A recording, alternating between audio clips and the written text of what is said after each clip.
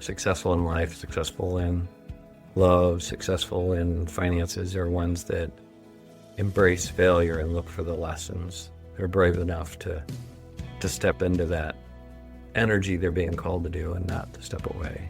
I know that's what I'm currently being challenged with, is like, okay, there are safer places than running a business, but, financially, but, can I stay with it? Has God called me to do this? So, hey, I trust you, Lord.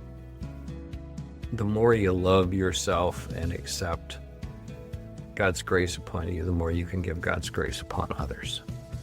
The perfect thing about areas of growth, as you focus more on that particular thing, you become an expert at it. You become a person that does. The people will say, hey, you really see me, you really hear me, you're really there for me. You begin to have that reflected to you. Hi, and welcome to episode 15, The Miracle of Giving, Acts of Service and Divine Love. We're on the Unlocking the Miracles Within podcast here with your host, Jeffrey McDonnell. I'm so happy to be here. I hope all of you had a wonderful holiday season, and you've had a happy new year, and you're starting off 2026 with great excitement and appreciation for what has passed.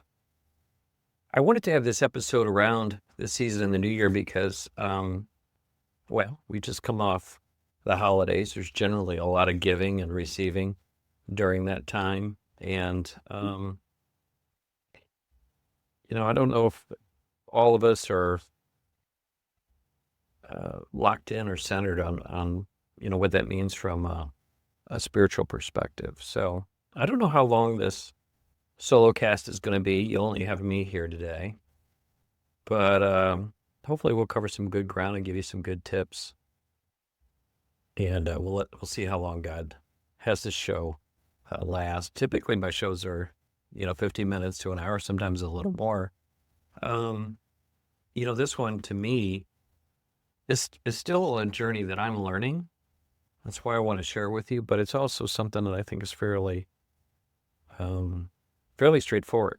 And it's our human nature challenges us in this space a bit with giving as God gives to us, as God hopes that we give to others. But, it just requires being vulnerable and opening your heart and trusting. And those things are tough because the world hasn't given us that many opportunities to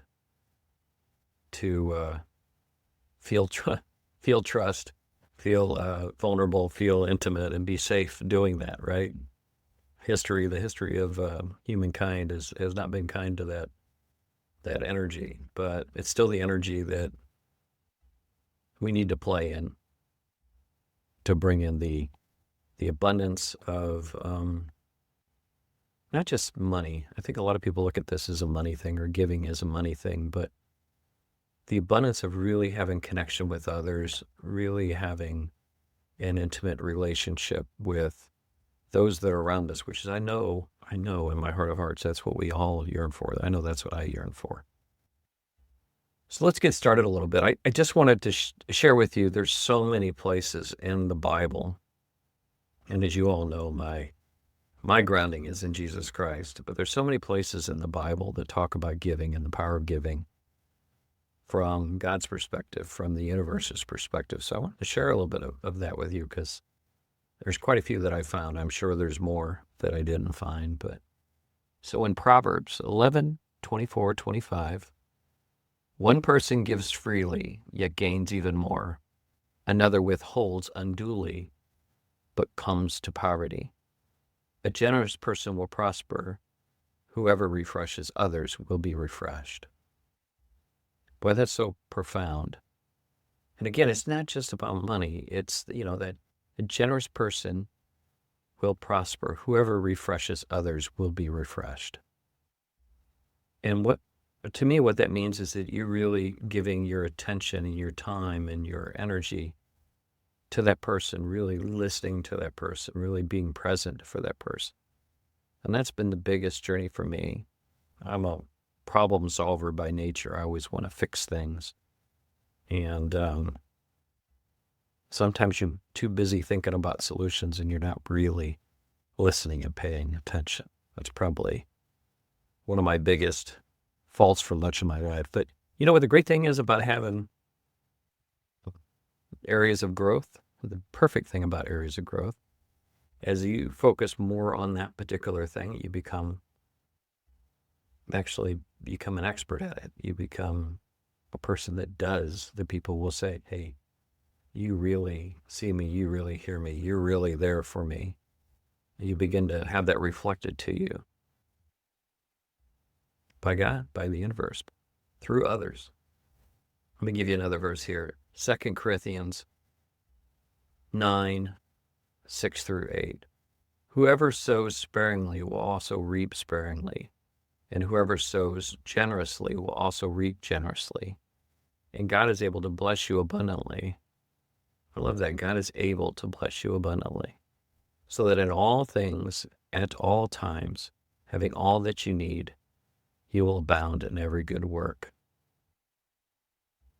So, if you're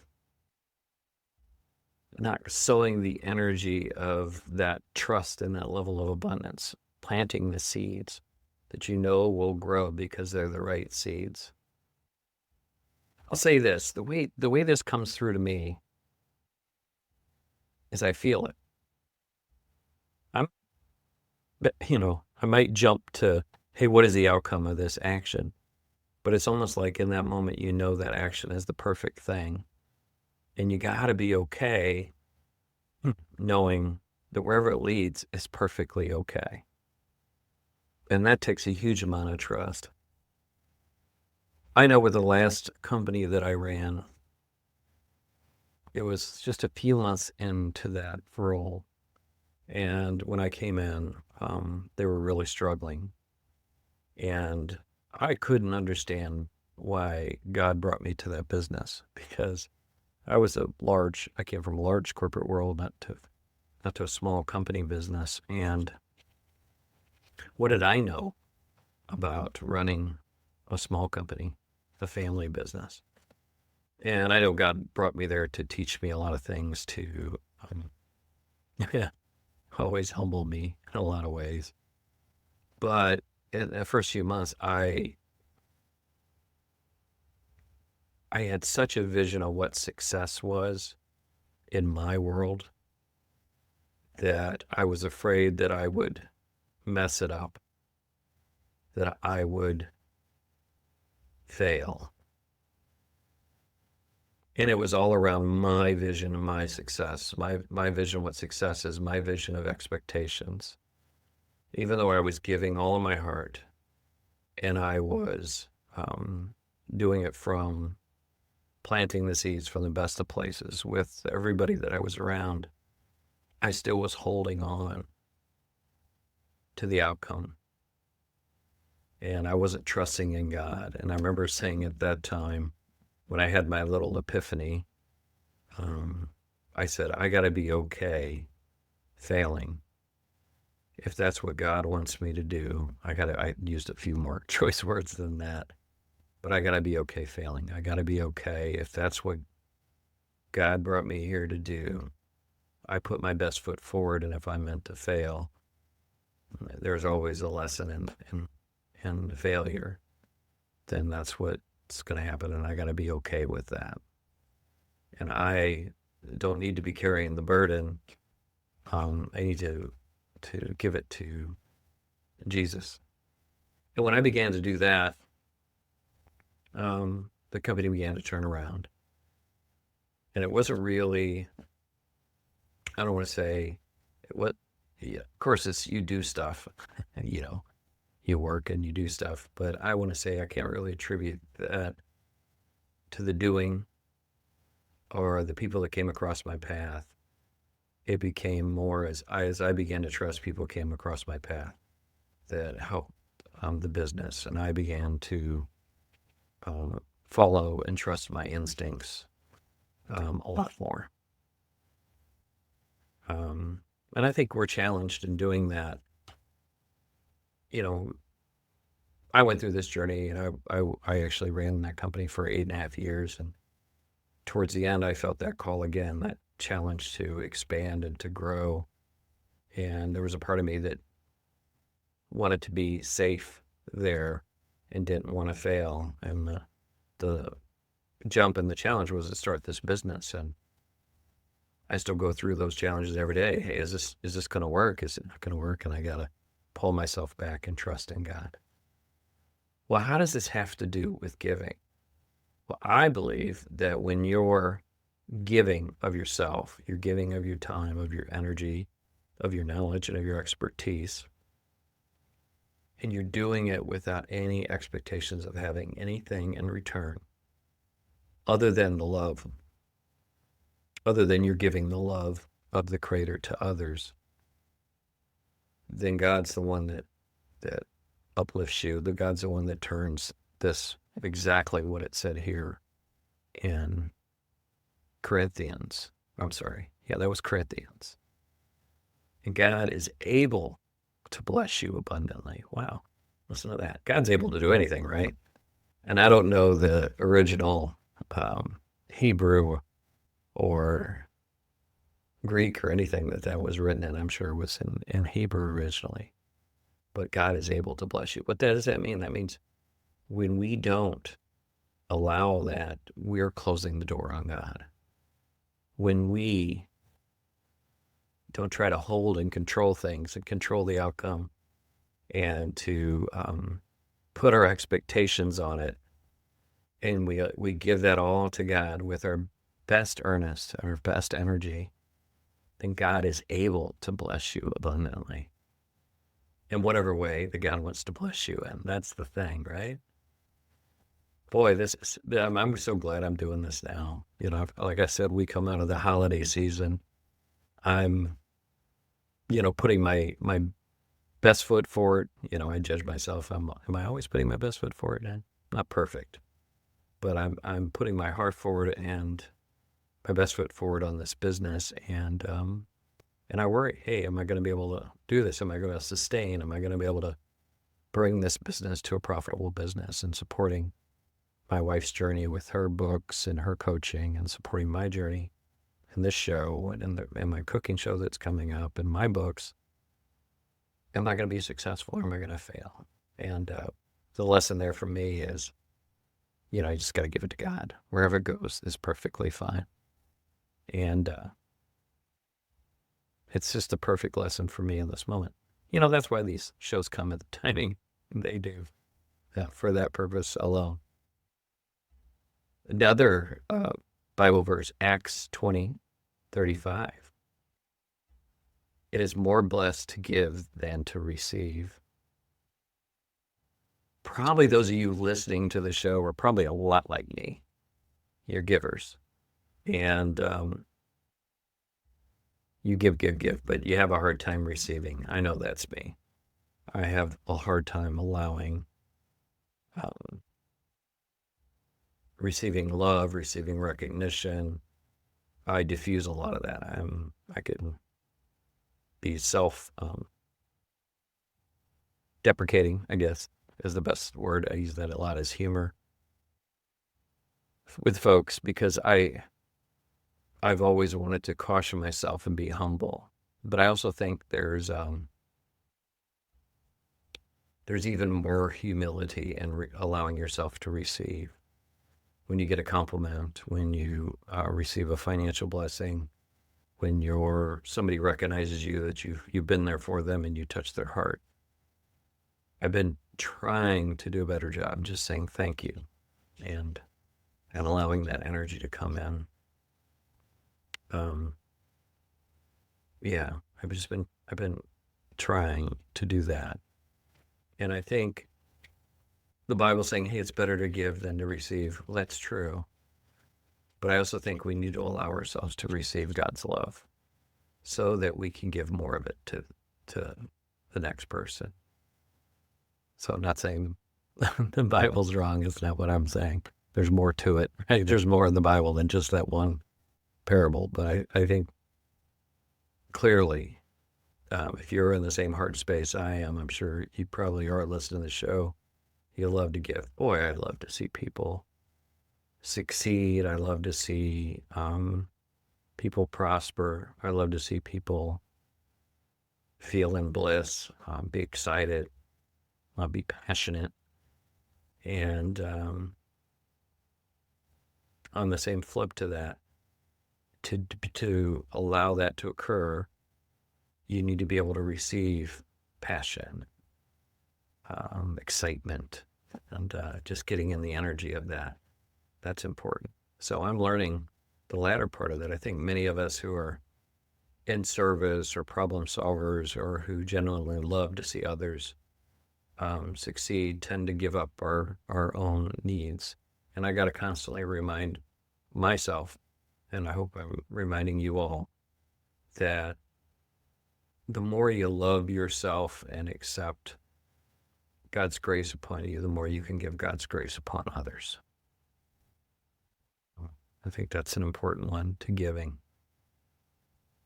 You know, when we give to people, I'm going to share this. I think it's important to bless whatever you're giving.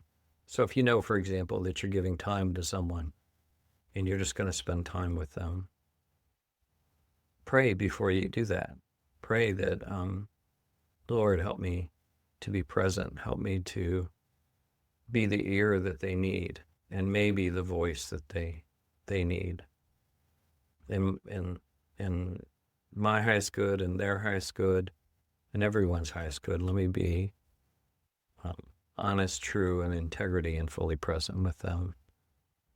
If you're giving money to someone in need, you see a person that has financial need and you're aware of it and you have the means to do it, you're not feeling like you're sacrificing your own well-being, and you give that money, bless that money for them, that it serves their highest good.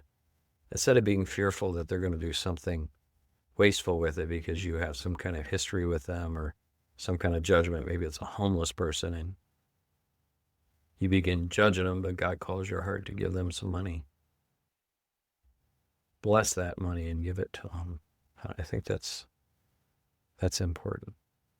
And I remember one time and by the way, folks, this is a journey for me.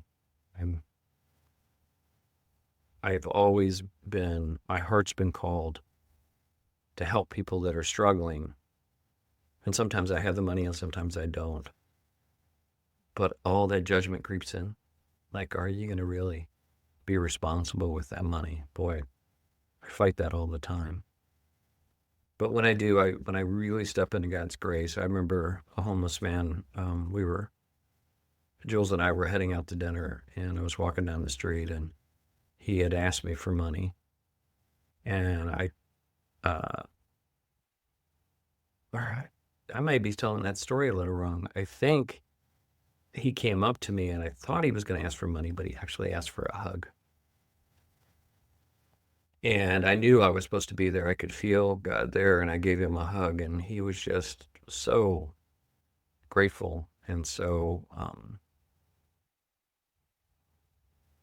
appreciative.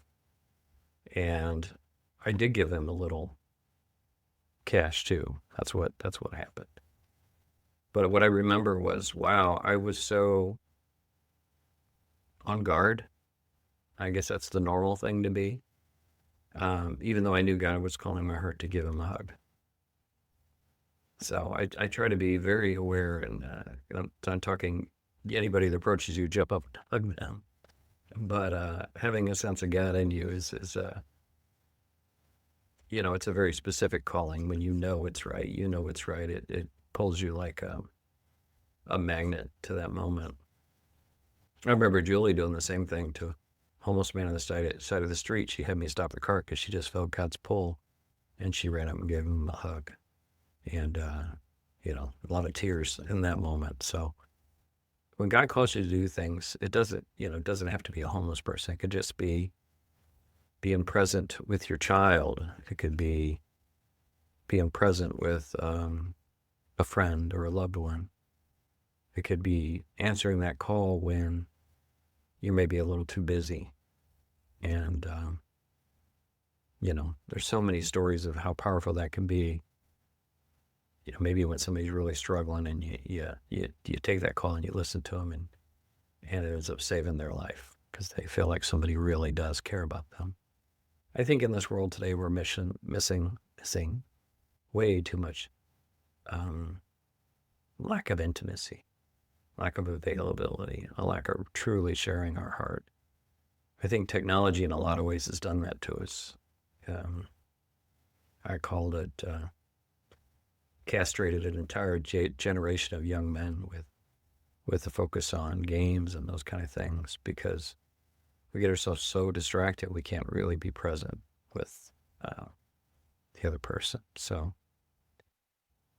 again, we're all on this journey together. Nobody's perfect, but there's things to kind of reflect and contemplate on.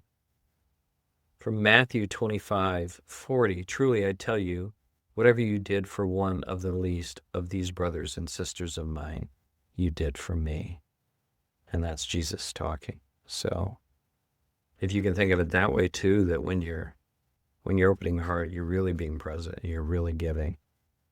You're giving that love, that presence, that time, that energy to Jesus. And he said it right there. I like that. Because Jesus really, he saved my butt, as you guys all know. In episode 1, I talked about it. So just that energy, boy, just that energy of unconditional love and a presence. As I said, the purpose of this show is just to give a sliver of that. That's what I want to, that's my mission in life, is to learn how to do that more and more, and to hopefully walk in his footsteps more and more, and give a little bit of that to others. Give it a little bit of that Jesus in me to the Jesus in them. 1 John 3:17-18. If anyone has material possessions, sees a brother or sister in need, but has no pity on them, how can the love of God be in that person? Dear children, let us not love with words or speech, but with actions and truth. Boy, that's a good one. And as I was going to say, and when you feel moved by God, it's not always about one thing. It's like, oh, you have to give XYZ money, but you need to give whatever God's calling you to give in that moment. You need to be available enough in whatever moment it is. Okay, God, what do you have me here for? Back to episode 1, what recalled in my memory was that moment that Jesus visited, and I came out of that, and I fully was aware I was in the psychiatric ward, and I turned the corner, looked in the mirror, and saw myself, and I could have been dejected, defeated. I could have never left that room, but what I did when I looked in the mirror and I saw the different man I was, again, you want more of the story, go to episode 1. I said, God, you have me here now. What do you want me to do? I think we need to say more of that when we're wherever we're at, a challenging situation or a great situation. God, I'm here. So what do you want me to do? If you're in a challenging situation, God will come in and help you. If you're in a blissful situation, God will make sure that you're present for those that maybe are not at your level of bliss. And maybe, or just, take it to the next level, right? Because I remember vividly after I said that, and I walked out into the lobby, the people they just were all gravitating to me because they wanted to talk to me about whatever it is they felt to me. And I could see into their souls, and I could see they were hurting, and I did not feel worthy to be there for them. But God called me to be. And I thought to myself, well, what if this whole experience was for me just to be in the psychiatric ward, these folks that are really in need, just to listen. And that's what I did. And it was a beautiful and amazing experience. I wouldn't trade that for the world. Luke 6:38. Give, and it will be given to you. For with the measure you use, it will be measured to you. That's interesting.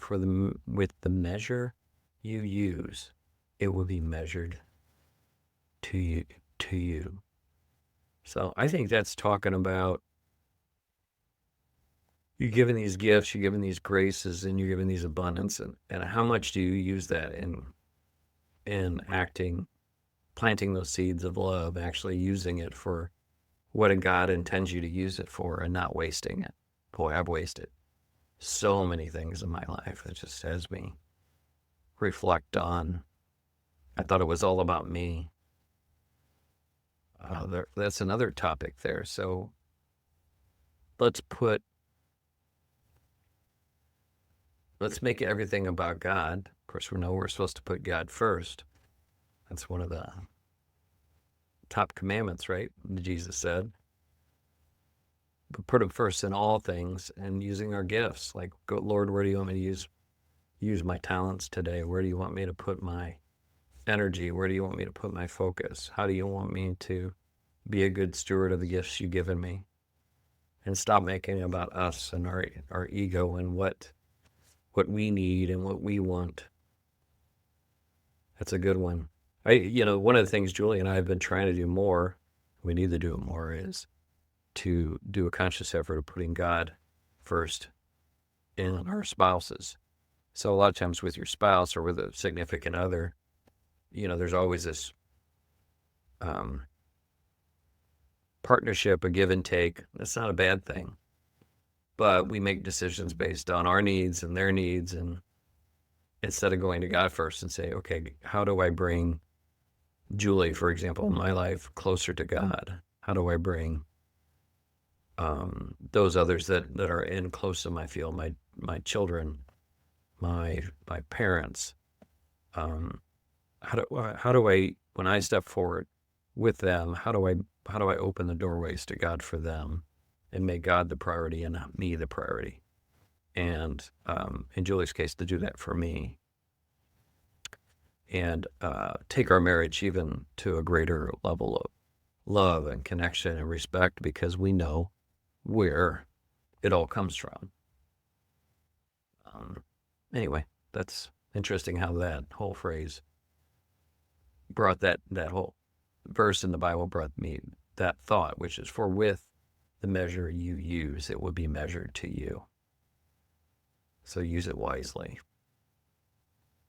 Hebrews 13:16, and do not forget to do good and to share with others, for with such sacrifices God is pleased. That's the Old Testament.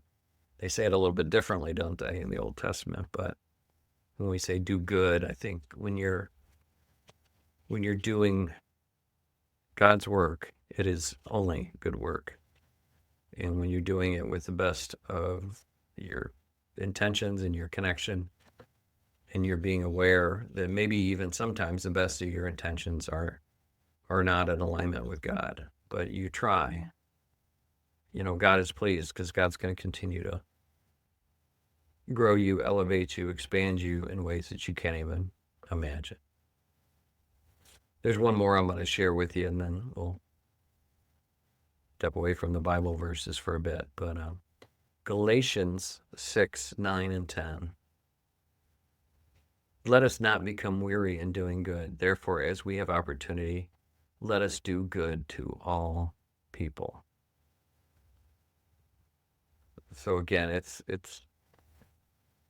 very similar to the verse before, which is, when we say do good, think of it as, I'm doing God and doing God's work.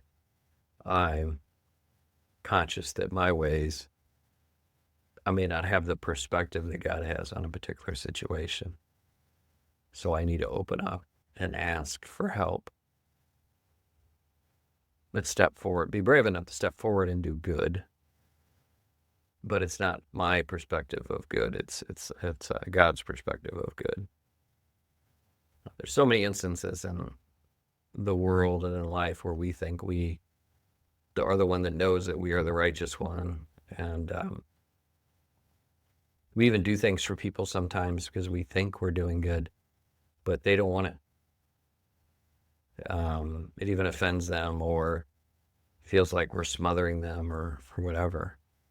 I think you can probably say every human being has been guilty of that. So how do you do the work of God, right? How do you do God's good work? I believe you do it by listening,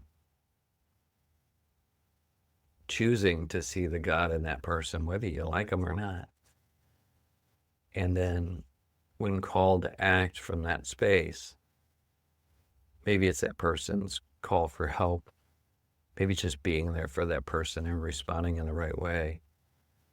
You'll know when you act in accordance with God because you'll see the fruit of that work, that effort, that focus. You'll get it back tenfold, as it also says in the Bible, because you're doing it from the space of God. Now, I can't say giving's always easy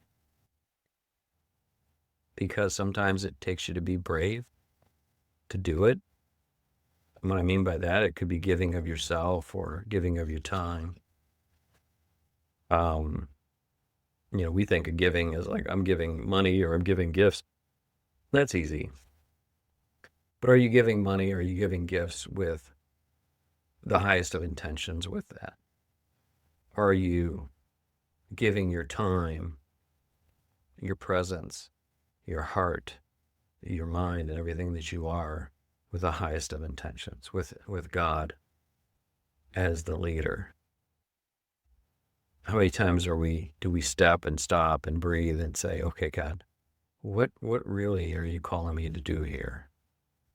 You calling me for me to give that hug to a stranger? Well, that feels uncomfortable. I don't feel safe or whatever that is. And trusting that that's exactly what is needed in that moment. We have so many amazing gifts as human beings to really be present and be compassionate and to really, really be there for others, to really be available and intimate to others. We also have the opportunity to buy our way out of intimacy by throwing money at someone or gifts at someone and saying, well, that demonstrates my love for you. But the other 99% of the time, you're just not there for them. So my dream or my goal in life is that I just continue to learn intimacy, to be more intimate. I think when I was a child, I think this happens to most folks. One,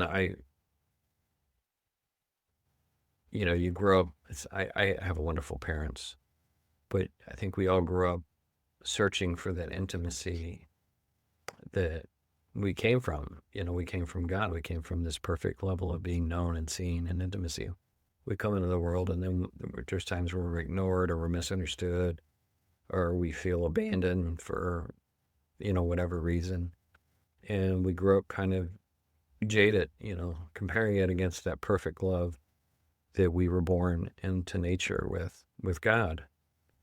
And we don't learn, we're not taught, we're not guided to the brokenness of the world, and we seek intimacy through other means.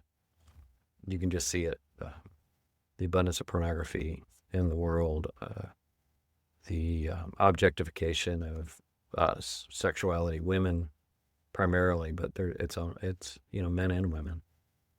Not to get into the politics or anything of that, but that is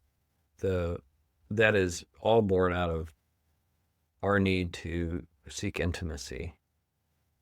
And it's distorted, right? Because that's not real intimacy, but it's what is shown to young minds, to people that didn't learn how to have an intimate relationship. I don't say that's everybody, but I would say there's a lot. I know me. I was one of them, right? I remember my first impression, I know I've shared this before, was I was exposed to pornography by a neighbor friend at the age of 6. I mean, that should never happen, right? But you didn't know what to... My parents said, no, I didn't even know how to interpret something like that. but it definitely has an impression on you. Oh, that's how relationships are supposed to be. They're supposed to be objectified, or some sense of a power dynamic in the relationship, or sexualization of whatever.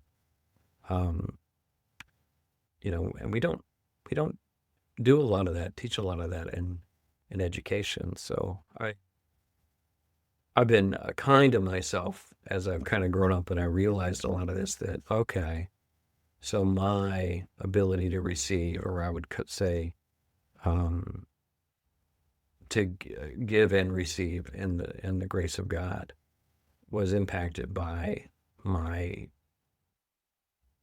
um, misunderstanding or misappropriation of the energy of intimacy, and really trying and being available for other people. And I think that's why, not that I was a bad husband or a bad person or a bad father, none of that stuff. You can't beat yourself up about this stuff. But I believe after Jesus showed me what real love and real intimacy is about, like he knew every aspect to me, and there was no judgment, that that's the imprint that I went, oh, I want more of that. And I want to learn how to give and receive with that, with no judgment, with no expectations. I want to be more like Jesus. It's a great thing to aspire to, I believe. And so to do that is a different story. You begin to unwind. That was 14 years ago. I've unwound a lot of things, a lot of expectations, a lot of misunderstandings, a lot of misappropriation with energy that I have. I'm still on that journey. I think we're meant to be on that journey throughout our whole life. I mean, if the destination is we model all of Jesus, then guess what? We're in heaven, right? We're not here. We're not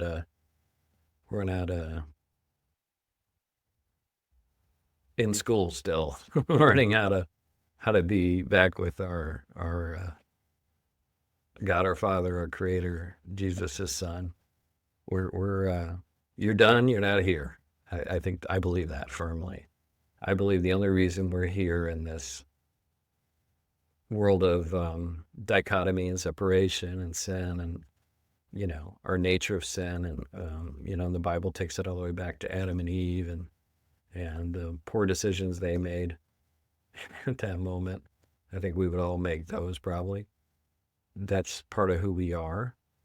But I also think God sent Jesus down to show us the way, and we're meant to step into that. And we're not meant to be perfect, but we're meant to, as it said in these Bible verses, to do good things. And when I say do good things, do God things.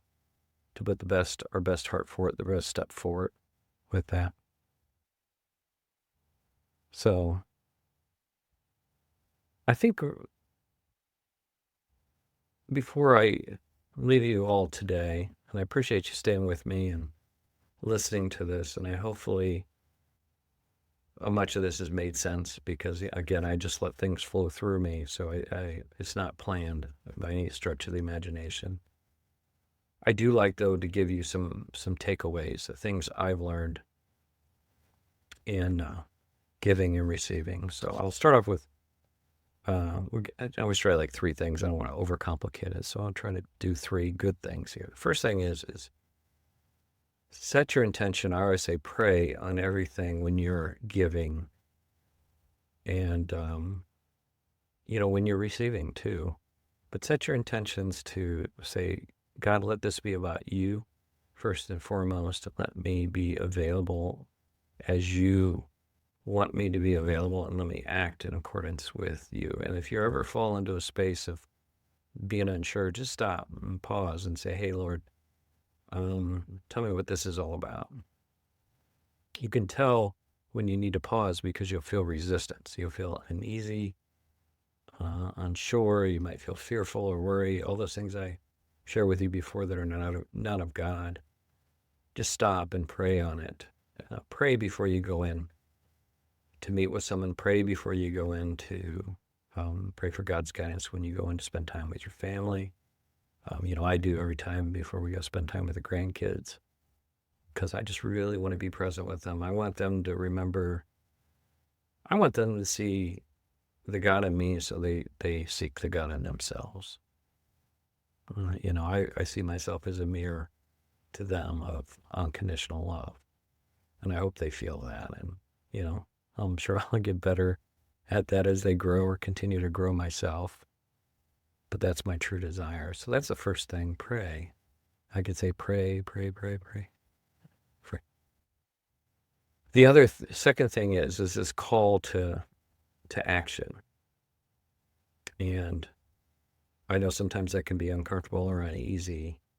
If God calls your heart, for example, to give money to a homeless person, or to give a hug, or to step out in your church or in your community to do something that is good, or that God calls you to do, you can't always, if you feel fearful and worry and unsafe or whatever it is, you can't always assume that's not the right thing. It could be, but just take a pause for a moment, take a beat for a moment, and ruminate on that, and pray on that, and ask God, and give it some time, because either the call to action will be greater than the fear. Be like, okay, I'm just afraid because in my past I learned this pattern of not putting myself forward, not shining my light for God. But if you can remember that, like, everything is God and God's design. It's not about you, really. And so you put it forward, and if you fail, like I said, when I was in the job running the company, I was afraid of failure. I was afraid of my ego, I was afraid of failure. When I let go of all that and all the expectations, then that's when success came through. So, there may be something you need to experience overcoming, and sometimes fear and worry and that come up. And if you trust the calling that you're having and you face that, and at the end of the day, I don't want to say your fears become realized. Like, if I would have really failed at what I was doing, I knew enough at that point where I would have went back and said, okay, Lord, I wasn't listening to you, but I know this failure serves you. So how can I do it differently next time? How can I be more attentive next time? I think people that are truly open to God and truly successful in life, successful in love, successful in finances, are ones that embrace failure and look for the lessons. They're brave enough to step into that energy they're being called to do and not to step away. I know that's what I'm currently being challenged with, is like, okay, there are safer places than running a business, but, financially, but, can I stay with it? Has God called me to do this? So, hey, I trust you, Lord. I keep carrying us along. And the third item. So what would the third item that I would give you in the concept of giving and receiving? It's definitely around, well, I don't want to say it's two things, but it's the first one is, well, this is the third one, but the first part of the third one is giving it all to God. And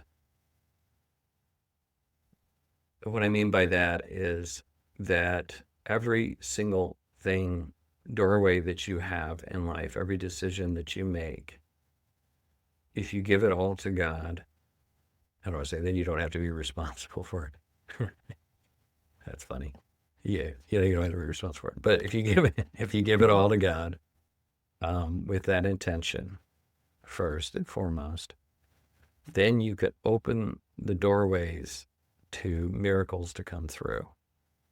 And maybe I'll share it this way. So let's say you're dealing with a lot of things and a lot of decisions, and some of them are pretty profound in your life. Most people, it's financial. And you're being called to do this thing, and you have fear and worry and all that. and you stick with it. And the first time out, you fail. If you learn from that, you stick with it, you do again, you might fail again. But next thing you know, a miracle comes through. Let me put it more practical, is like when I was okay failing with the business, and I actually shared that with the owners, I said, I got to be okay failing, because I was playing it safe. I wasn't being bold out there. Well, what happened 6 months, 7 months after that, about a owner of a company contacted me that was one of the most successful companies in our industry, and he wanted to partner with us. And not that they hadn't been in contact with us before, but it came into his mind to call me, the new COO of the company, to begin to form that relationship. And he happened to be coming into the States, and he wanted to visit with me. And from that, we brokered a long-term partnership that hugely financially benefited the company. And there were all kind of things within that did it. But that to me is a miracle. That right when I was thinking, okay, I failed here, I'm not going to be able to turn this around, God brings the right support in. And there were several instances of that, actually. So the third one is just trust and give it all to God, and wherever it goes, you're going to be okay, and God will provide, and you're going to be okay. And it's really truly putting him in the front seat of driving the car, and you're just trying to pay attention and listen and interact when you're called to interact, and not to carry that burden. That's my third advice. Hopefully those three were helpful. And hopefully there are other things you picked up during the show that are helpful to you too. That's all I seek, Lord, in these shows. So I want to wrap us up with prayer. Lord, Heavenly Father, open our hearts, our minds, our beings to all that is you. Guide us in our actions, in our presence, in our hearts and our voice, and our action, and how we interact with the world, that we're putting you first and foremost in all things, in our hearts, in what we seek in others. We seek their love and their relationship with you, Lord, in all times. And let that, Lord, even when I think I failed or I felt like I've turned the wrong direction, let me trust that you'll always call me back. You'll always take care. You'll always provide. You'll always take care of us, no matter how it looks to me or to any of the folks listening on this call on the outside. We give you our love, our trust, our faith, and our hope. In your name, Lord, in Jesus' name, and all that is. Amen. Well, thank you for the show today. I hope you all found this helpful, and happy 2026. I wish you all abundance and grace, and your dreams to come true this year and beyond.